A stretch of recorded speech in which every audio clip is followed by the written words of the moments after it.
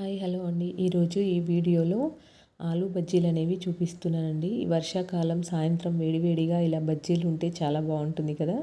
So ఇవి ఎక్కువగా oil పీల్చకుండా, మళ్ళీ ఇందులో వంట సోడా అనేది ఏమీ వేయకుండా ఇలా ఈజీగా ప్రిపేర్ చేసుకోవచ్చండి. చాలా ఫ్లఫీగా వస్తాయి, టేస్ట్ అనేది కూడా చాలా బాగుంటుంది. ఇది ఎలా ప్రిపేర్ చేసుకోవాలి ఏంటి అనేది చూద్దాము. ఇలా ఒక బౌల్లోకి కాస్త శనగపిండి, అలాగే దీంట్లోకి నేను సీక్రెట్ ఒకటి చూపిస్తున్నానండి, అది కూడా యాడ్ చేసుకోండి. అప్పుడు బజ్జీలు చాలా క్రిస్పీగా వస్తాయి.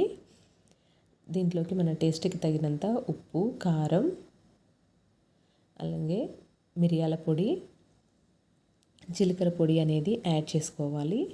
ఇందులో సీక్రెట్ ఐటమ్ అనేది చెప్పాను కదండి, అది వచ్చేసి రవ్వ, మన ఉప్మా రవ్వేనండి. ఉప్మా రవ్వ అనేది యాడ్ చేసుకుంటే మనకు బజ్జీలు అనేవి చాలా క్రిస్పీగా బాగుంటాయి. టేస్ట్ అనేది మీరు కూడా ఒకసారి ఇలా ట్రై చేసి చూడండి. అవి ఎలా వచ్చాయి ఏంటి అనేది కూడా నా కమెంట్ బాక్స్లో కమెంట్ చేయండి. ఈ విధంగా ఉప్మా రవ్వ అనేది యాడ్ చేసేసుకొని ఒకసారి అంతా బాగా కలుపుకోవాలి. దీంట్లో నేను కలర్ కోసం కొంచెం పసుపు అనేది యాడ్ చేసుకున్నాను.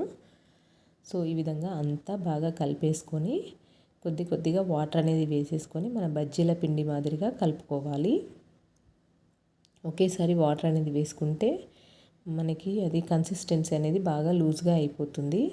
సో ఇలా కొద్ది కొద్దిగా వాటర్ అనేది యాడ్ చేసుకుంటూ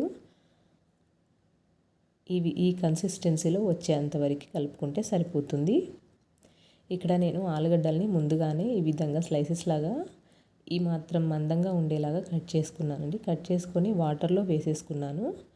వాటర్లో వేసుకొని ఒక పొడి క్లాత్లో వాటర్లో నుంచి తీసేసి పొడి క్లాత్లో వేసుకొని ఒకసారి అంతా వాటర్ అనేవి లేకుండా ఇలా తుడిచేసుకోవాలంటే ఇలా మామూలుగా ప్రెస్ చేసుకుంటే సరిపోతుంది, వాటర్ అంతా వెళ్ళిపోతుంది. ఇక్కడ మనం పొయ్యి మీద కడాయి అనేది పెట్టుకొని ఆయిల్ అనేది హీట్ ఎక్కిన తర్వాత డీప్ ఫ్రైకి సరిపడా ఆయిల్ అనేది వేసుకొని అది హీట్ అయిన తర్వాత ఇలా ఒక్కొక్క స్లైస్ అనేది తీసుకొని పిండిలో ముంచుకుంటూ వేసేసుకోవాలి. మనకి ఆయిల్కి సరిపడాన్ని బజ్జీలు వేసుకుంటే సరిపోతుంది.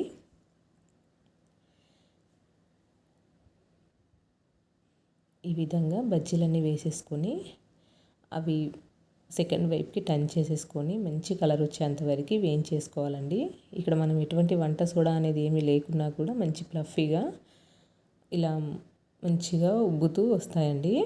మనం వంట సోడాలు ఎందుకంటే ఈ వర్షాకాలంలో ఇలా బజ్జీలు అనేవి ఎక్కువగా చేసుకుంటాం కాబట్టి వంట సోడా, ఈ ఆయిల్ ఫుడ్ అనేది ఎక్కువగా లేకుండా మంచిగా ఉంటాయండి టేస్ట్ అనేది.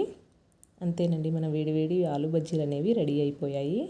మీకు కూడా ఈ ప్రాసెస్ నచ్చితే నా ఛానల్ని లైక్ చేయండి, అలాగే మీ ఫ్రెండ్స్ అండ్ ఫ్యామిలీస్కి షేర్ చేయండి.